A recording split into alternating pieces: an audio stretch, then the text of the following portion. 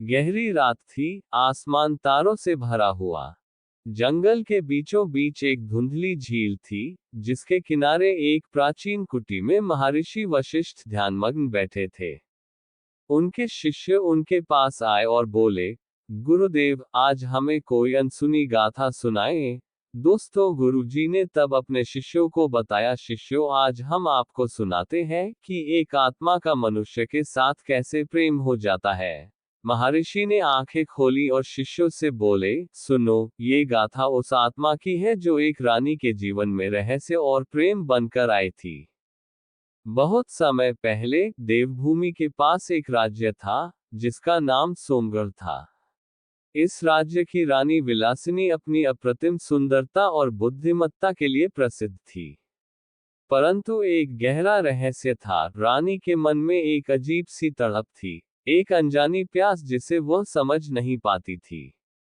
रानी ने हर प्रकार का सुख पाया था, परंतु उनकी आत्मा किसी अनजानी चीज के लिए बेचैन रहती।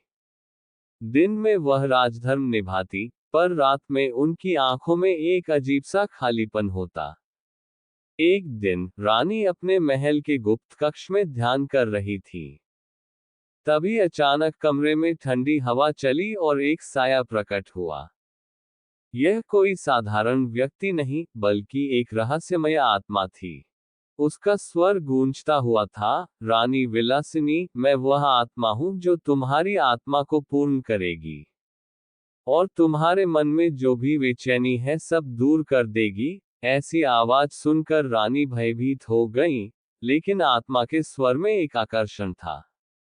वह बोली, तुम कौन हो और मेरी प्यास का कारण क्या है? आत्मा ने कहा, ये तुम्हारे पिछले जन्म की कहानी है। तुम और मैं कभी एक दूसरे के साथी थे, लेकिन हमारे बीच एक भयानक युद्ध हुआ और हम अलग हो गए। अब मैं तुम्हें उस अधूरे प्रेम की अनुभूति कराने आया हूँ।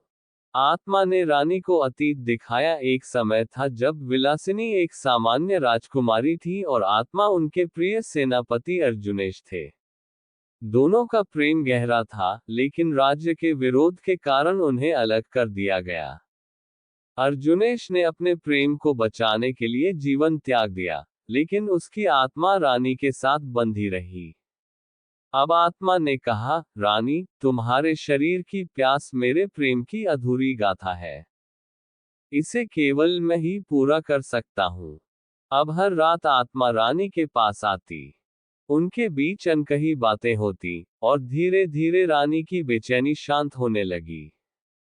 परंतु इस प्रेम का एक नियम था, यदि किसी ने इसे देख लिया, तो आत्मा हमेशा के लिए विलुप्त हो जाएगी।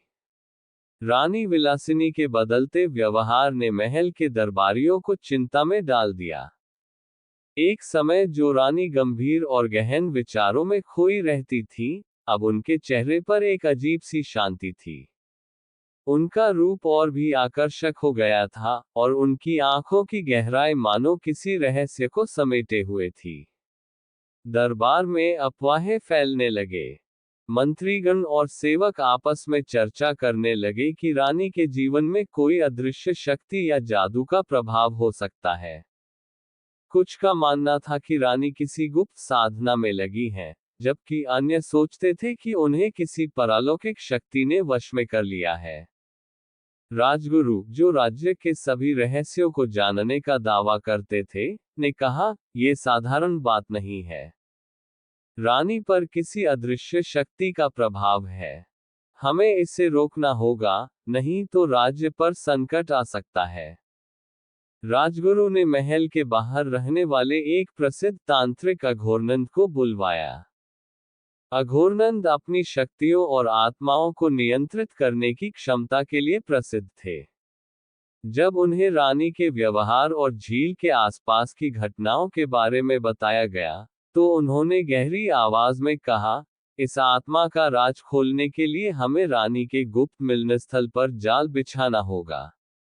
वह आत्मा अवश्य आएगी, और मैं उसे रोक लूंगा। अघोरनंद ने झील के चारों ओर शक्तिशाली मंत्रों का जाल बिछाया। उसने झील के किनारे एक ऐसा घेरा बनाया, जिससे आत्मा बाहर नहीं निकल सके। उसने रानी पर नजर रखने के लिए अपने शिष्यों को भी तैनात कर दिया। उस रात रानी अपने महल से चुपचाप झील की ओर चली। पूर्णिमा का उजाला झील के पानी पर नाच रहा था। रानी वहां पहुंची और झील के किनारे खड़ी होकर आत्मा को पुकारने लगी। कुछ ही क्षणों में झील में हलचल हुई, और आत्मा का साया उभरकर रानी के सामने आ गया। आत्मा ने मधुर स्वर में कहा, विलासिनी, मैं यहाँ हूँ। तुम्हारी प्यास और मेरी प्रतीक्षा का अंत होने वाला है। रानी की आंखों में प्यार और तृप्ति का भाव था, लेकिन उन्हें इस बात का जरा भी आभास नहीं था कि उन्हें घेर लिया गया है। तभी अचानक तांत्रिक ने अपने मंत्रों का जाप तेज कर दिया। झील के चारों ओर बनी ऊर्जा की दीवारें आत्मा को रोकने लगी। आत्मा ने तुरंत महसूस किया कि वह फंस गया है। उसने रानी से कहा, यह एक जाल है। मैं तुम्हें बचाने आया था, लेकिन अब मुझे विदा लेना होगा। रानी ने डर और वेदना भरी आवाज में कहा, नहीं, तुम मुझे छोड़कर नहीं जा सकते। मैं तुम्हारे बिना अधूरी हूँ। आत्मा ने उनकी आंखों में देखा और कहा, विलासिनी, हमारा प्रेम अमर है। ये जीवन मात्र एक यात्रा है। मैं तुम्हारे अगले जन्म में फिर आऊंगा। आत्मा ने धीरे से रानी के माथे को छुआ। उनके स्पर्श से एक दिव्य प्रकाश फैल गया। रानी ने महसूस किया कि उनकी आत्मा की प्यास बुझ रही है, और उनका मन शांत हो रहा है। तांत्रिक ने आत्मा को रोकने की पूरी कोशिश की, लेकिन आत्मा ने अपनी शक्ति से मंत्रों के जाल को तोड़ दिया। वह प्रकाश की एक तेज किरण में बदल गया और आकाश में विलीन हो गया। रानी की आंखों से आंसू बह रहे थे। उन्होंने अपना हाथ उस स्थान पर रखा जहां आत्मा ने उन्हें छुआ था। उनका दिल भारी था, लेकिन उनके भीतर का खालीपन अब समाप्त हो चुका था। उस दिन के बाद रानी का व्यवहार और भी संतुलित और शांत हो गया। उन्होंने झील के पास जाना बंद कर दिया और पूरी तरह राज्य के कार्यों में लग गईं। लेकिन उनकी आंखों में अब भी आत्मा की अंतिम झलक की चमक थी। महल के लोग यह नहीं समझ पाए कि रानी के जीवन में क्या हुआ था, परंतु वे महसूस करते थे कि उनके भीतर कुछ बदला है। रानी ने अब किसी से इस घटना का जिक्र नहीं किया, पर उनके चेहरे पर एक संतोष और प्रेम की अमरता का भाव झलकता था। महर्षि वशिष्ठ ने कहानी समाप्त करते हुए कहा, ये गाथा हमें सिखाती है कि प्रेम केवल शरीर का नहीं, आत्मा का संबंध है। आत्माओं का ये बंधन काल और जन्मों की सीमा से परे है। शिष्यों ने गहरी सांस ली, और रात के सन्नाटे में झील की गूंज अब भी महसूस की जा सकती थी। दोस्तों, कथा यही समाप्त होती है। वीडियो अच्छा लगा हो तो लाइक अवश्य करें, और कमेंट में जय श्री हरि अवश्य लिखें। धन्यवाद दोस्तों।